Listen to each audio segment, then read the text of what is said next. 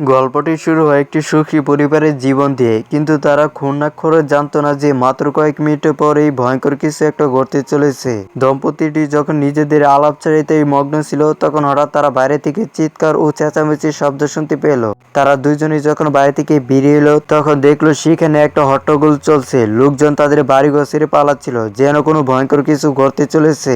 Jason ও bathe লক্ষ্য করলো যে তাদের প্রতিবেশীরাও আতঙ্কিত এবং তারা হুড়া করে তাদের বাড়িঘর খালি করছে। জেসন প্রতিবেশীকে জিজ্ঞাসা করলো, কারণটা কি, আপনারা কেন চলে যাচ্ছেন? কিন্তু তারা এতটাই তাড়াহুড়ার মধ্যে ছিল যে কোনো উত্তরই দিল না। তারা আরো দেখলো যে প্রতিবেশীর ছেলে তার জিনিসপত্র গোছাচ্ছে। জেসন যখন ছেলেটিকে জিজ্ঞাসা করলো, কোথায় যাচ্ছ, ছেলেটি উত্তর দিল, আমার বাবার একজন বন্ধু আছেন যিনি একজন সরকারি কর্মকর্তা। সে বলল যে একটি অন্তত বিষাক্ত ভাইরাস ছড়িয়ে পড়েছে যা একজন সাধারণ মানুষকে দানবে পরিণত করে। কিন্তু ঠিক তখনই ছেলেটির মা এসে তাকে ধরে নিয়ে যেতে শুরু করলো। জেসন তাকে জিজ্ঞাসা করলো ছেলেটি কোন ভাইরাসের কথা বলছে।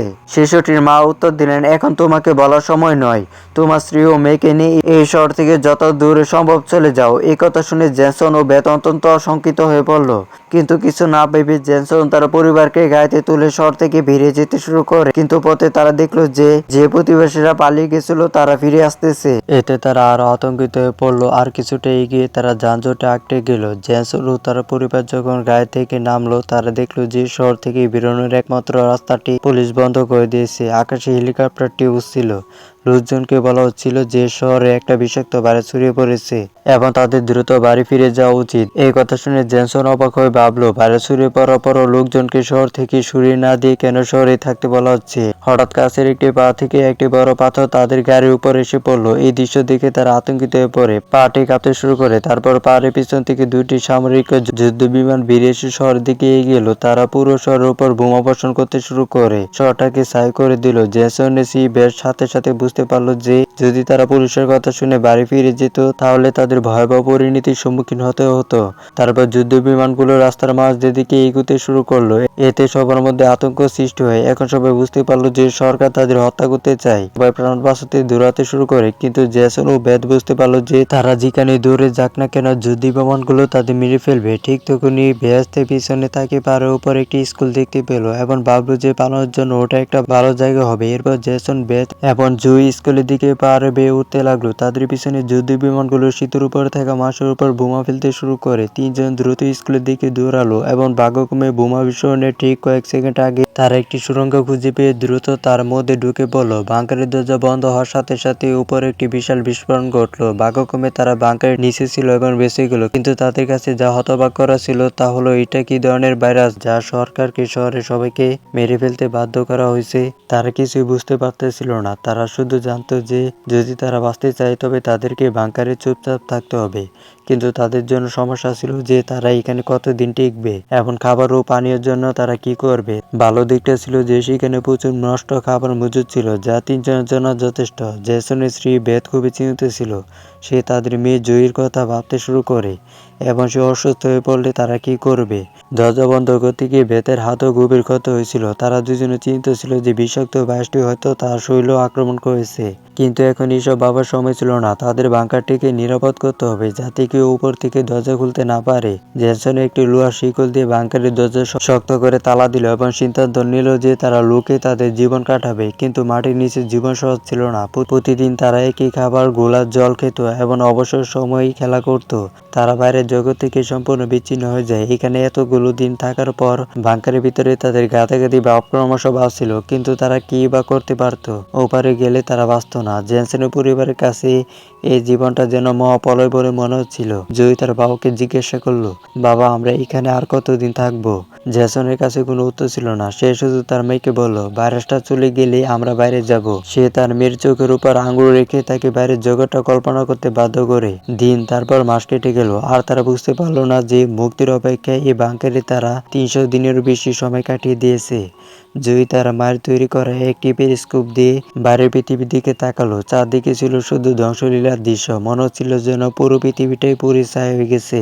একটাও মানুষের চিহ্ন ছিল না। এইসব কিছু দেখে ছোট মেয়েটি ভাবতে শুরু করলো হয়তো তারই সে জীবিত মানুষ। তার মা তাকে আশ্বস্ত করে বললেন, এভাবে ভেবো না, হয়তো তোমার বন্ধু আমাদের মতো কোথাও লুকিয়ে আছে।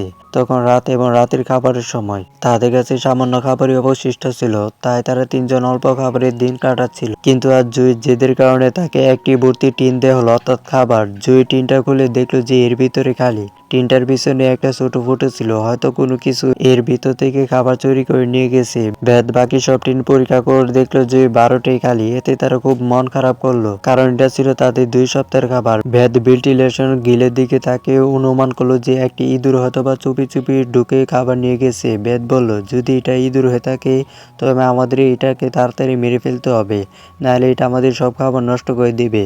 মেয়ের মনমারা মুখ দেখে জেসন তাকে সান্ত্বনা দিয়ে বলল, ছোটখাটো বিষয় নিয়ে চিন্তা কর না, খাবার ফুরিয়ে গেলেও আমি উপরে গিয়ে কিছু জিনিস নিয়ে আসবো। পরের দিন জুই তার মায়ের সাথে খেলার ব্লকের উপর খেলছিল। এমন সময় সে পিছন থেকে একটা কিন্ড শব্দ শুনতে পেল। জুই যখন পিছনে তাকালো, সে দেখলো যে একটা ইঁদুর ফল চুরি করার জন্য আবার টিনের কোঠায় ঢুকছে। ইঁদুরটা পালানোর আগেই জুই সঙ্গে সঙ্গে তার বাবা মাকে ডাকলো। যে কোনো মূল্যে তাদের এই ইঁদুরটাকে মারতে হবে। জেসন রাগে ফেটে পড়ে একটা ছুরি বের করে ওটাকে টুকরো টুকরো করে কাটার জন্য রেডি ছিল, কিন্তু ছোট ইঁদুরটা ছিল বড্ড চটপটে। ওটা জেসনের আক্রমণে এড়িয়ে দৌড়ে পালালো, এমনকি টেবিলের উপর রাখা লন্ঠনটাকেও ধাক্কা দিল। যে মাত্র ওটা নিজের গতি লুকাতে যাচ্ছিল, ভেদ হঠাৎ ঝাঁপে পড়ে ওটাকে মেরে ফেললো। যখন তারা সবাই ইঁদুরটা মারার আনন্দে মেতেছিল, তখন অন্য পাশে একটা লন্ঠন পড়ে যাওয়ায় ধীরে ধীরে আগুন বাড়তে শুরু করে। জেসন লন্ঠনটা নিভাতে দূরে গেল, কিন্তু লন্ঠনটা এতটাই গরম ছিল যে তা জেসনের হাতে পুড়িয়ে দিল এবং কাঁচটা ভেঙে গিয়ে পুরো টেবিলটা আগুন ধরিয়ে দিল। ভেদ পর্দাটা ছিঁড়ে ফেলে আগুন নিভানোর চেষ্টা করলো। জেসন কল থেকে আধ বালতি জল তুলে আগুনের উপর ঢেলে দিল। তারা দুজনে আগুনটা নিভাতে সক্ষম হয়, কিন্তু বিপদ তখনও কাটেনি। তারা আরো বড় বিপদে পড়তে যাচ্ছিল, কারণ তারা আগুনটা নিভে ফেলেছিল। ধোঁয়া পুরো বাংকারটা ভরে যাচ্ছিল এবং তারা ভেন্টিলেশনের গিলের মধ্যে দিয়ে ধীরে ধীরে উপরের দিকে উঠতেছিল। উপরের দিকে উঠে এই দৃশ্য দিকে সবাই আতঙ্কিত হয়ে পড়লো, কারণ এতে তাদের অবস্থান প্রকাশ হয়ে যাবে বলে মনে হচ্ছিল।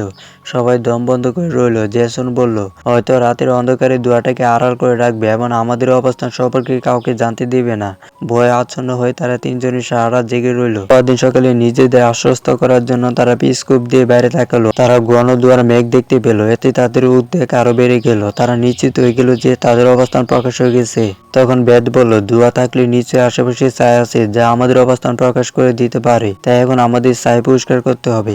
দম্পতিটি বাইরে গিয়ে পরিষ্কার করার সিদ্ধান্ত নিল। বেরোনোর আগে জেসন তার মেয়ে জুইকে বলল, আমাকে কথা দাও, বাইরে যাই শোনো বা যাই ঘটুক না কেন তুমি বাইরে আসবে না। তার কাছ থেকে কথা আদায় করে তারা দরজা খুললো। তারা বাইরে শব্দ শোনার জন্য সতর্কভাবে কান পাতলো এবং যখন তারা নিশ্চিত হলো যে বাইরে কেউ নেই, তখন তারা বাংকারের দরজা খুলে বেরিয়ে এলো। তাদের মেয়ে ভিতরে একা তার বাবা মায়ের জন্য অপেক্ষা করতে লাগলো। কিন্তু অনেকক্ষণ অপেক্ষা করার পরও যখন তার বাবা মা ফিরল না, তখন সে একটি টুলের উপর দিয়ে পিস্কোপ দিয়ে বাইরে পরিস্থিতি পর্যবেক্ষণ করতে শুরু করলো। একটু পরে সে দেখলো তার বাবা মা বাংকারের দরজার আড়ালে লুকানোর চেষ্টা করছে, কিন্তু তারপর জুই এমন কিছু দেখলো যা দেখে তার দম বন্ধ হয়ে যায়। সে দেখলো দূরে জঙ্গলে একটি কালো ছায়া দ্রুত তার দিকে এগিয়ে আসতেছে। মেয়েটি জোরে চিৎকার করে তার বাবা মাকে পিছনে তাকাতে বলল, কিন্তু দূরত্বটা অনেক বেশি ছিল, তার বাবা মা শুনতে পেল না। আতঙ্কে মেয়েটি তার ভয় ভুলে গিয়ে মই বেয়ে বাংকার থেকে বেরিয়ে এলো। বেরিয়ে আসা মাত্র সে বুঝতে পারলো যে তার বাবা মা আর সেখানে নেই। হতাশে মেয়েটি তার বাবা মাকে ডাকতে লাগলো। হঠাৎ পিছন থেকে কেউ তার মুখ চেপে ধরলো। সে আর কেউ নয়, তার মা। কয়েক সেকেন্ডের পরেই একদল বন হরিণ দ্রুত পাশ দিয়ে দৌড়ে গেল। যদিও তারা তিনজন অল্পের জন্য রক্ষা পেয়েছিল, অতীতের ভয় আরো তীব্র হয়ে ওঠে। হরিণগুলো পালানো স্পষ্ট কোনো বিপজ্জনক কিছু থেকে পালানোর চেষ্টা করছিল। সবাই বিপদ আঁচ করতে পেরে দ্রুত বাংকারে ফিরে গেল। ভিতরে ঢুকে পড়ল। জেসন কাঠের তক্তা দিয়ে বাংকারের দরজা বন্ধ করে লোহার শিকল দিয়ে শক্ত করে আটকে দিল এবং সবাইকে একদম চুপ থাকতে বলল। ঠিক তখনই তারা উপর থেকে ক্ষীণ পদ শব্দ শুনতে পেল। মনে ছিল যেন কেউ বাংকারের দরজার দিকে এগিয়ে আসতেছে। সে কয়েক মিনিট ধরে বাংকারের ভিতরে পায়চারি করছিল। তিনজন ধীরে ধীরে বাংকারের দরজা থেকে সরে সামনে এগোতে শুরু করলো। এখন সম্ভবত উপরে যে ছিল সে খেয়াল করেনি যে নিচে কি হচ্ছে। ভয়ে জুই কাঁদতে শুরু করে। বেদ তাকে শান্ত করে বলল যে যদি শব্দটা বাইরে পৌঁছায় তাহলে সব শেষ হয়ে যাবে। তারা তিনজন ধীরে ধীরে বাংকারের দরজা থেকে বেশ খানিকটা দূরে চলে গিয়েছিল। তারা বাংকারের দরজা থেকে এতটা দূরে সরে গিয়েছিল যে উপর থেকে কেউ দরজা খুললেও তাদের দেখা যেত না। কিন্তু ঠিক তখনই জুই হাতে থাকা পুতুলটি দূরে একটা স্কোপে আটকে গেল। স্কোপটা ধীরে ধীরে ঢিলে হতে শুরু করলো। এটা দেখে জেমস আর বিথ আতঙ্কে ওঠে, কারণ দুইটা পুতুলটা সাউন্ড সুইচের সাথে যুক্ত ছিল। তারা কিছু বুঝে ওঠার আগেই একটা ঝটকা দিয়ে স্কোপ ঠোঁটটা ঢিলা হয়ে গেল। তার সঙ্গে সঙ্গে ভিতর থেকে দ্রুত শব্দ বের হতে শুরু করে। জেসন দ্রুত পুতুলটাকে ছিঁড়ে টুকরো টুকরো করে ফেললো এবং ভিতরে স্পিকারটা ভেঙে দিল, কিন্তু ততক্ষণ অনেক দেরি হয়ে গেছে। এখন তারা কি এখানে লুকে বাঁচতে পারবে তা দেখবো আমরা পরবর্তী গল্পের পাঠে। এই গল্পটা শুধু একটা ভাইরাস বা সার্ভাইভাল মুভি গল্প না, বরং এটা মানুষের ভয়, বিভ্রান্তি আর সত্য লুকানোর এক ভয়ঙ্কর রূপ দেখায়। শুরুতে আমরা ভেবেছিলাম এটা একটা মারাত্মক ভাইরাস যেটা মানুষকে দানবে পরিণত করেছে, কিন্তু গল্প যত এগোতে থাকে ততই দেখা যায় আসল সত্যটা অনেক বেশি জটিল। আসলে এখানে সবচেয়ে বড় থিম হচ্ছে সত্য বনাম ভয়। মানুষ ভয় পেলে কিভাবে ভুল সিদ্ধান্ত নেয়